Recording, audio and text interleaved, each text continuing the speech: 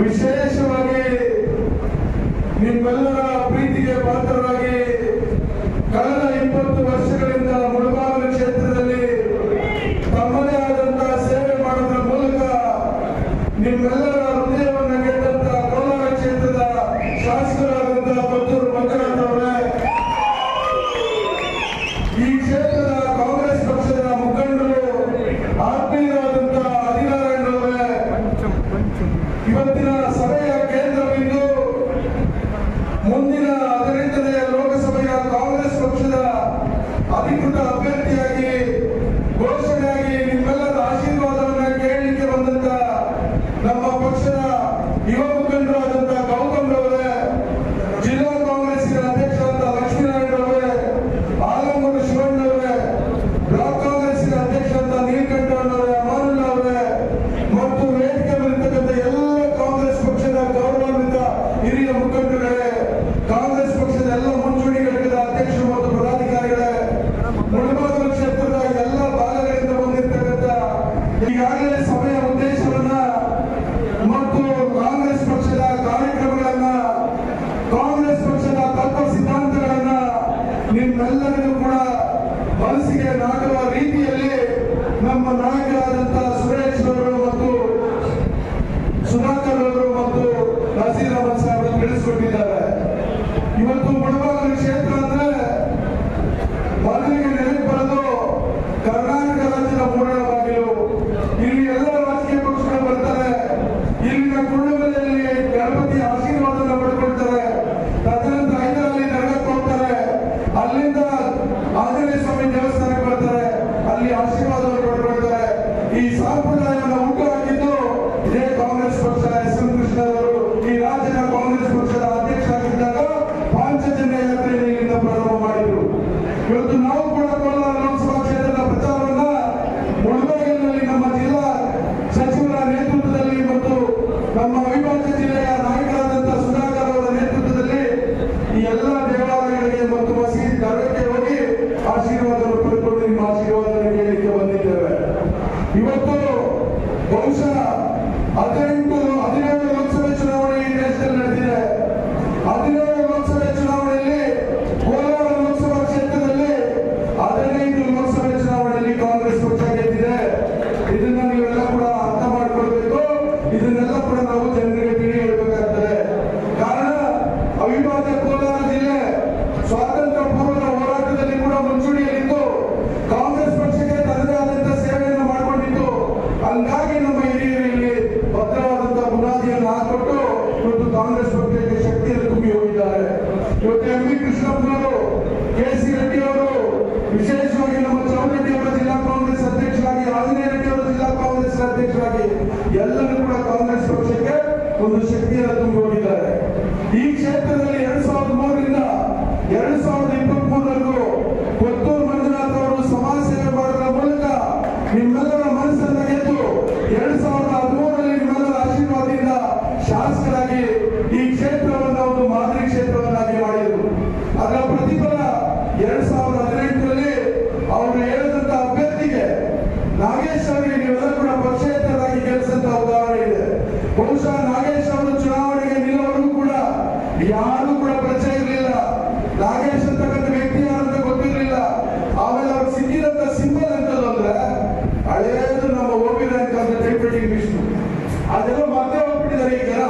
ಅಂತ type writing mission ನ ಹುಡುಕೊಂಡು ಹೋಗಿ ಇದು ಕೊತ್ತೂರು ಮಂಜುನಾಥ್ ಸಿಂಬಲ್ ಅಂತ ಹೇಳಿ ಓಟ್ ಹಾಕಿದ್ರಿಂದ ಅವತ್ತು ನಾಗೇಶ್ ಅವರು ಗೆಲ್ಲೋದಕ್ಕೆ ಸಾಧ್ಯ ಆಯಿತು.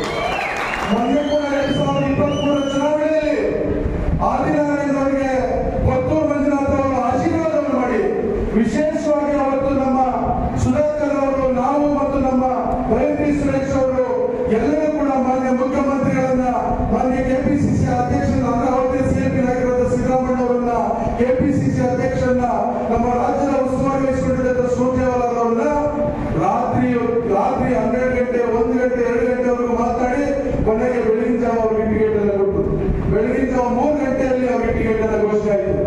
ಬಹುಶಃ ಅವತ್ತು ಕೂಡ ಆ ಚುನಾವಣೆಯಲ್ಲಿ ಕೂಡ ಕೊತ್ತೂರು ಮಂಜು ಅವರು ಮುಳಬಾಗಿಲು ಕ್ಷೇತ್ರದಲ್ಲಿ ಬಂದು ಕೇವಲ 2 ದಿವಸ ಪ್ರಚಾರ ಮಾಡಿದ್ರೆ ಇವತ್ತು ಆದಿನಾರಾಯಣ ಅವರು ಶಾಸಕರಾಗ್ತಾರೆ. ಆದರೆ ವಿಧಿ ಏನಾಯ್ತು ಅಂದ್ರೆ ಕೊತ್ತೂರು ಮಂಜು ಅವರು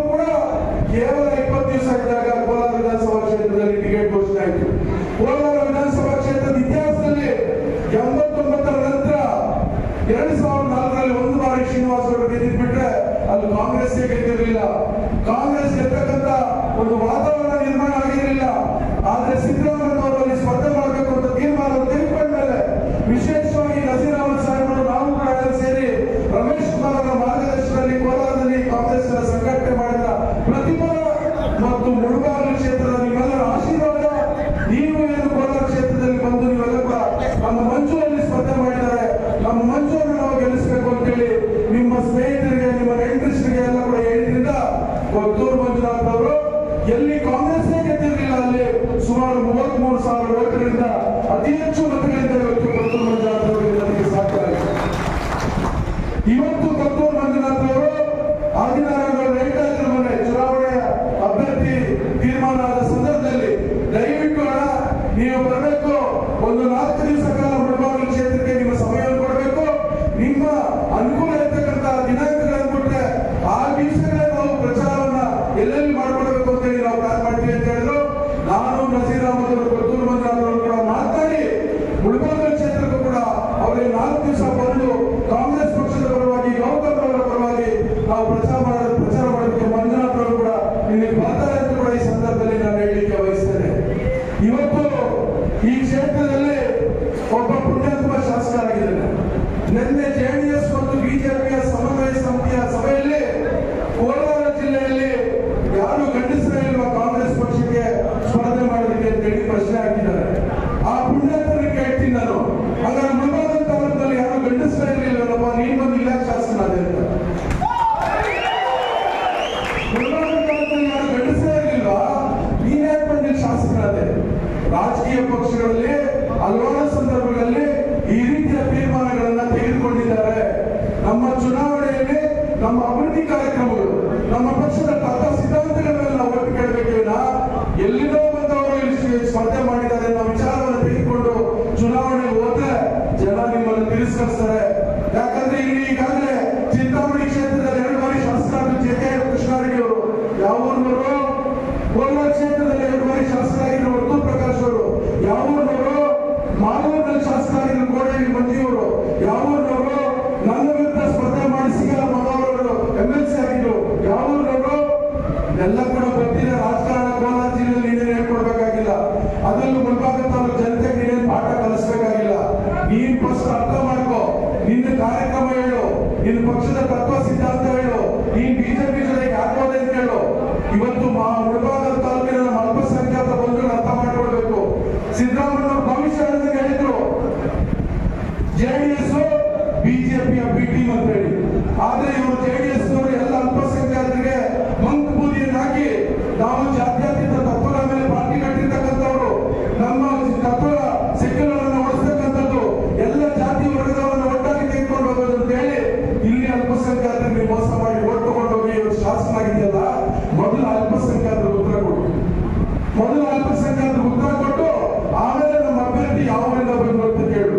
ನಮ್ಮ ಅಭ್ಯರ್ಥಿ ಒಬ್ಬ ಸಾಮಾನ್ಯ ಕುಟುಂಬದಿಂದ ಬಂದಂತವರು, ಇವತ್ತು ಬಿಇ ಪದವಿಯನ್ನು ಪಡ್ಕೊಂಡಂತ ಒಬ್ಬ ಸುಶಿಕ್ಷಿತ ಯುವ ಮುಖಂಡ ಆತ. NSY ಅಲ್ಲಿ ಕೆಲಸ ಮಾಡಿ, ಯೂತ್ ಕಾಂಗ್ರೆಸ್ ಅಲ್ಲಿ ಕೆಲಸ ಮಾಡಿ, KPCCಯ ಪ್ರಧಾನ ಕಾರ್ಯದರ್ಶಿಯಾಗಿ ಇವತ್ತು ಬೆಂಗಳೂರು ನಗರ ಜಿಲ್ಲೆಯ ಜಿಲ್ಲಾ ಕಾಂಗ್ರೆಸ್ ಅಧ್ಯಕ್ಷ ಆಗೋದ್ರೆ ಅದು ಸುಲಭದ ಮಾತಲ್ಲ. ಬೆಂಗಳೂರು ನಗರ ಜಿಲ್ಲೆ ಅಂದ್ರೆ ಕೇಂದ್ರ ಸೆಂಟ್ರಲ್ ಕಾನ್ಸ್ಟಿಟ್ಯೂನ್ಸಿ 3 ಜನ ಮಂತ್ರಿಗಳಿದ್ದಾರೆ.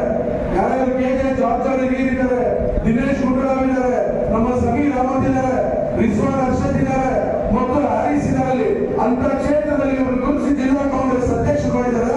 ಅಂದ್ರೆ ನೀವು ಅರ್ಥ ಮಾಡ್ಕೊಳ್ಳಿ, ಅವರ ಗುಣ ಅಂತಿರ್ಬೋದು, ಅವ್ರ ಸಂಘಟನೆಯ ಶಕ್ತಿ ಅಂತಿರ್ಬೋದು, ಅವ್ರು ಯಾವ ರೀತಿ ಜನರನ್ನ ವಿಶ್ವಾಸ ತೆಗೆದುಕೊಂಡು ಹೋಗ್ತಾರೆ, ಕಾರ್ಯಕರ್ತರ ವಿಶ್ವಾಸ ತೆಗೆದುಕೊಂಡು ಹೋಗ್ತಾರೆ ಅಂತ ನೀವೆಲ್ಲ ಕೂಡ ಅರ್ಥ ಮಾಡ್ಕೊಂಡು, ಇವತ್ತು ವಿಶೇಷವಾಗಿ ನಮ್ಮ ನಾಯಕರು ಗ್ಯಾರಂಟಿ ಯೋಜನೆಗಳ ಬಗ್ಗೆ, ಈ ಗ್ಯಾರಂಟಿ ಯೋಜನೆಗಳನ್ನ ಜಾರಿ ಮಾಡ್ತೀವಿ ಅಂತ ಹೇಳಿದಾಗ ಬಿಜೆಪಿಯವರು ಮೋದಿಯಿಂದ ಹಿಡಿದು ಎಲ್ಲ ರಾಜ್ಯದ ನಾಯಕರು ಕೂಡ ಕಾಂಗ್ರೆಸ್ಗೆ ಗ್ಯಾರಂಟಿಗಳನ್ನು ಅನುಷ್ಠಾನ ಮಾಡಕ್ಕೆ ಸಾಧ್ಯ ಇಲ್ಲ, ಯಾವುದನ್ನ ಮಾಡೋದಕ್ಕೆ ಸಾಧ್ಯ ಇಲ್ವೋ ಅಂತದನ್ನ ಇವರು ಘೋಷಣೆ ಮಾಡಿದ್ದಾರೆ.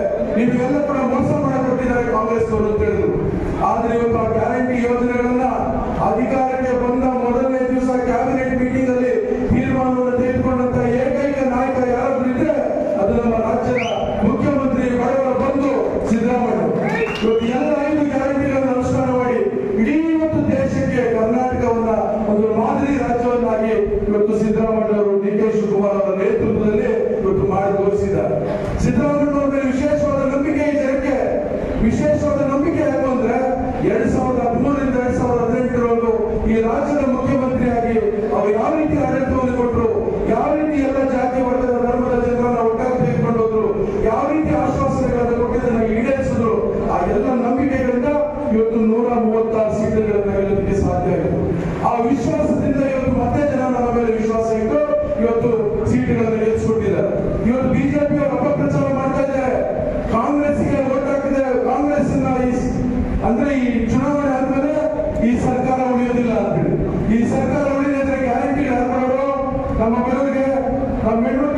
ಯೋಜನೆಗಳನ್ನ ಮುಂದುವರಿಸಿಕೊಂಡು ಹೋಗೋದು ಈ ಸರ್ಕಾರ ಉಳಿಬೇಕಾಗೋ ಈ ಸರ್ಕಾರ ಉಳಿಬೇಕಾಗೋ ಗಟ್ಟಾಗಿ ಮಾತಾಡಿ ಈ ಗ್ಯಾರಂಟಿ ಯೋಜನೆಗಳನ್ನ ಮುಂದುವರಿಸಿಕೊಂಡು ಹೋಗಬೇಕಾಗೋ. ಆದ್ರಿಂದ ನಮ್ಮ ಕಾರ್ಯಕರ್ತರು ಏನ್ ಮಾಡ್ಬೇಕು ಅಂದ್ರೆ ನೀವೆಲ್ಲ ಕೂಡ ಕೇವಲ 25 ದಿವಸ ಮಾತಾಡ್ಕೊಂಡಿದ್ದೀರಿ. 25 ಇಲ್ಲ, 26ನೇ ತಾರೀಕು ಲೆಕ್ಕ ಅಲ್ಲ, ಇವತ್ತು ಆಗೋಯ್ತು. ಇನ್ ಕೇವಲ 24 ದಿವಸ ಇದೆ. ಪ್ರತಿ ಮನೆಗೂ ಹೋಗ್ಬೇಕು. ಗ್ಯಾರಂಟಿ ಯೋಜನೆಗಳು ಏನ್ ಬಂದಿದ್ದಾವೆ ಅವೆಲ್ಲವೂ ತಲುಪಿದೆಯಲ್ಲ ಕೇಳಬೇಕು. ಅವೆಲ್ಲವೂ ತಲುಪಿದ್ರೆ ಎಷ್ಟು ನಿಮ್ಗೆ ಆದಾಯ ಬರ್ತಾ ಇದೆ ಅಂತ ಕೇಳಬೇಕು. ಒಂದು ಕುಟುಂಬಕ್ಕೆ ಕನಿಷ್ಠ ಇವತ್ತು 4 ರಿಂದ 5 ಸಾವಿರ ರೂಪಾಯಿ ಬರ್ತಾ ಇದೆ. 2,000 ರೂಪಾಯಿ ಗೃಹಲಕ್ಷ್ಮಿ ಯೋಜನೆಯಿಂದ ಬರ್ತಾ ಇದೆ. ಕನಿಷ್ಠ 500 ರಿಂದ 1,000, 1,500 ಇವತ್ತು ಗೃಹ ಜ್ಯೋತಿಯಿಂದ ಬರ್ತಾ ಇದೆ. ಕನಿಷ್ಠ 500 ರಿಂದ 1,000 ರೂಪಾಯಿ ಇವತ್ತು ಅನ್ನಭಾಗ್ಯ ಯೋಜನೆಯಿಂದ ಬರ್ತಾ ಇದೆ. ಇವತ್ತು ಶಕ್ತಿ ಯೋಜನೆಯಲ್ಲಿ ನಮ್ಮ ಹೆಣ್ಮಕ್ಳು ಪ್ರಯಾಣ ಮಾಡೋದ್ರ ಮೂಲಕ ಕನಿಷ್ಠ ತಿಂಗಳಿಗೆ ಒಂದು 500 ರೂಪಾಯಿ ಉಳಿತಾಯ ಮಾಡ್ತಾ ಇದ್ದಾರೆ. ಈ ಉಳಿತಾಯ ಆಗೋದೆಲ್ಲ ಕೂಡ ಅವ್ರ ಕುಟುಂಬದ ಆದಾಯವಾಗಿ ಪರಿವರ್ತನೆ ಆಗ್ತಾ ಇದೆ. ಆ ಕುಟುಂಬದ ಆದಾಯವನ್ನ ಮತ್ತೆ ಅವರು ಕುಟುಂಬದ ಏಳಿಗೆಗಾಗಿ, ಕುಟುಂಬದ ಅಭಿವೃದ್ಧಿಗಾಗಿ, ಮಕ್ಕಳ ವಿದ್ಯಾಭ್ಯಾಸಕ್ಕಾಗಿ, ಇನ್ನಿತರ ವಿಚಾರಗಳಿಗಾಗಿ ಅವರು ಬಳಕೆ ಮಾಡಿಕೊಳ್ತಾ ಇದ್ದಾರೆ. ಇದನ್ನ ನಾವು ಪ್ರಚಾರ ಮಾಡೋದ್ರ ಮೂಲಕ ಈ ಸರ್ಕಾರ ಉಳಿಬೇಕು. ಸಿದ್ದರಾಮಯ್ಯ ಅವರು, ಡಿ ಕೆ ಶಿವಕುಮಾರ್ ಅವರ ನೇತೃತ್ವದ ಸರ್ಕಾರ ಉಳಿಬೇಕು. ಈ ಗ್ಯಾರಂಟಿ ಯೋಜನೆಗಳು 5 ವರ್ಷ ಮುಂದುವರಿಬೇಕು ಮತ್ತು ಜಾತ್ಯತೀತ ತತ್ವಗಳನ್ನ ಕಾಪಾಡಿಕೊಂಡು ಹೋಗಬೇಕು. ಎಲ್ಲ ಜಾತಿ ವರ್ಗದವರನ್ನ ನೆಮ್ಮದಿಯಿಂದ ಬಾಳ್ತಕ್ಕಂಥ, ಬದುಕತಕ್ಕಂಥ ವಾತಾವರಣವನ್ನು ನಿರ್ಮಾಣ ಮಾಡಬೇಕು. ವಿಶೇಷವಾಗಿ ನಮ್ಮ ದಲಿತ ಸಮುದಾಯ ಇವತ್ತು ಅರ್ಥ ಮಾಡಿಕೊಳ್ಬೇಕು. ನಾವು ಬಂದಿರದೇ ಸಂವಿಧಾನವನ್ನು ತೆಗೆಯಲಿಕ್ಕೆ ಅಂತ ಹೇಳ್ತಾರೆ ಬಿಜೆಪಿಯವರು. ನಾವು ಬಂದಿರದೇ ಸಂವಿಧಾನವನ್ನು ಬದಲಾವಣೆ ಮಾಡಲಿಕ್ಕೆ ಅಂತ ಹೇಳ್ತಾರೆ. ನಾವು ಅದಕ್ಕೆ ಈ ಚುನಾವಣೆಯಲ್ಲಿ ಉತ್ತರ ಕೊಡೋದ್ರ ಮೂಲಕ ಸಂವಿಧಾನವನ್ನು ತೆಗೆಯಲಿಕ್ಕೆ ನಾವು ಬಿಡೋದಿಲ್ಲ. ಸಂವಿಧಾನವನ್ನು ಉಳಿಸ್ಕೊಂಡು ಹೋಗ್ತೀವಿ. ಬಾಬಾ ಸಾಹೇಬ್ ಅಂಬೇಡ್ಕರ್ ಅವರು ಕೊಟ್ಟ ಸಂವಿಧಾನದಿಂದ ಇವತ್ತು ದೇಶ ಒಗ್ಗಟ್ಟಾಗಿ ಹೋಗ್ತಾ ಇದೆ ಅಂತ ನೀವೆಲ್ಲ ಕೂಡ ಹೇಳ್ಬೇಕಾಗ್ತದೆ. ಹಂಗಾಗಿ ಕಾಂಗ್ರೆಸ್ ಪಕ್ಷದ ಮೇಲೆ ದೊಡ್ಡ ಜವಾಬ್ದಾರಿ ಇದೆ. ಇವತ್ತು ಕಾಂಗ್ರೆಸ್ ಪಕ್ಷದ ಮೇಲೆ ಈ ದೇಶವನ್ನು ರಕ್ಷಣೆ ಮಾಡ್ತಕ್ಕಂಥ ಜವಾಬ್ದಾರಿ ಇದೆ. ಇಂದಿರಾ ಗಾಂಧಿ ಅವರು ನಾವು ಕಳ್ಕೊಂಡ್ವಿ, ರಾಜೀವ್ ಗಾಂಧಿ ಅವರನ್ನು ಕಳ್ಕೊಂಡ್ವಿ. ಇವತ್ತು ಎಲ್ಲವನ್ನ ಲೆಕ್ಕಿಸಿದೆ, ಪ್ರಾಣವನ್ನು ಲೆಕ್ಕಿಸಿದೆ. ಇವತ್ತು ಸುಮಾರು 2 ಬಾರಿ ಪಾದಯಾತ್ರೆಯಿಂದ ರಾಹುಲ್ ಗಾಂಧಿ ಅವರು ಮಾಡಿದ್ರು. ಯಾಕೆ ಮಾಡಿದ್ರು? ಈ ದೇಶದ ಸಂಸ್ಕೃತಿಯನ್ನು ಉಳಿಸ್ಕೊಂಡು ಹೋಗ್ಬೇಕು, ಈ ದೇಶದ ಏಕತೆಯನ್ನು ಕಾಪಾಡಿಕೊಂಡು ಹೋಗ್ಬೇಕು, ಈ ದೇಶದ ಸಾರ್ವಭೌಮತೆಯನ್ನು ಕಾಪಾಡಿಕೊಂಡು ಹೋಗ್ಬೇಕು, ಎಲ್ಲ ಜಾತಿ ವರ್ಗದವರು ನೆಮ್ಮದಿಯಾಗಿ ಬದುಕಬೇಕು, ಬಾಳಬೇಕು ಅಂತಕ್ಕಂಥ ಸಂದೇಶವನ್ನು ಎತ್ಕೊಂಡು ಇವತ್ತು ರಾಹುಲ್ ಗಾಂಧಿ ಅವರು 1000 ಕಿಲೋಮೀಟರ್ 2 ಬಾರಿ ಯಾತ್ರೆಯನ್ನು ಮಾಡಿದ್ರು. ಇವತ್ತು ರಾಹುಲ್ ಗಾಂಧಿ ಅವರಿಗೆ ನಾವೇನ್ ಕೊಡುಗೆ ಕೊಡ್ತೀವಿ? ನಾವು ಪಾರ್ಲಿಮೆಂಟ್ ಎಲೆಕ್ಷನ್ ಅಲ್ಲಿ ನಮ್ಮ ಬಹುಮತವನ್ನು ಗೆಲ್ಲಿಸೋದ್ರ ಮೂಲಕ ಇವತ್ತು ರಾಹುಲ್ ಗಾಂಧಿ ಅವರಿಗೆ ಕೊಡುಗೆ ಕೊಡೋದ್ರ ಮೂಲಕ ನೀವು ಕಾಂಗ್ರೆಸ್ ಪಕ್ಷಕ್ಕೆ ಶಕ್ತಿಯನ್ನು ತುಂಬಬೇಕು. ವಿಶೇಷವಾಗಿ ಕೊತ್ತೂರು ಮಂಜಣ್ಣವರ ಮಾರ್ಗದರ್ಶನದಲ್ಲಿ, ಆದಿನಾರಾಯಣರವರ ನಾಯಕತ್ವದಲ್ಲಿ, ನಮ್ಮ ಬ್ಲಾಕ್ ಕಾಂಗ್ರೆಸ್ನ ಅಧ್ಯಕ್ಷರ ಒಂದು ಅಧ್ಯಕ್ಷತೆಯಲ್ಲಿ ಎಲ್ಲರೂ ಮುಖಂಡರು ಒಗ್ಗಟ್ಟಾಗಿ ಕೆಲಸ ಮಾಡಬೇಕು. ನೀವೆಲ್ಲ ಒಗ್ಗಟ್ಟಾಗಿ ಕೆಲಸ ಮಾಡಿದ್ರೆ, ಯಾಕಂದ್ರೆ ನೀವು ಶಕ್ತಿ ಇರ್ತಕ್ಕಂಥವ್ರು, ನಮ್ಗೆ ಗೊತ್ತಿದೆ ನಿಮ್ ಶಕ್ತಿ ಏನಂತ ಹೇಳಿ. ನೀವೆಲ್ಲ ಒಗ್ಗಟ್ಟಾಗಿ ಕೆಲಸ ಮಾಡಿದ್ರೆ ಮುಳಬಾಗಲ ಒಂದೇ ಕ್ಷೇತ್ರದಲ್ಲಿ ಇವತ್ತು 1 ಲಕ್ಷ ಓಟನ್ನು ಕೊಡಿಸ್ತಕ್ಕಂಥ ಶಕ್ತಿ ಯಾರಾದ್ರೂ ಇದ್ರೆ ಅದು ಮುಳಬಾಗಲ ತಾಲೂಕಿನವರಿಗೆ. ಮುಳಬಾಗಲ ತಾಲೂಕಿನವರಿಗಿದೆ. ಕೊತ್ತೂರು ಮಂಜೂರಿ ಹೆಜ್ಜೆಗಳಿಲ್ಲ ಚುನಾವಣೆಯಲ್ಲಿ 70,000 ಓಟ್ ಕೊಡಿಸಿದ್ವಿ.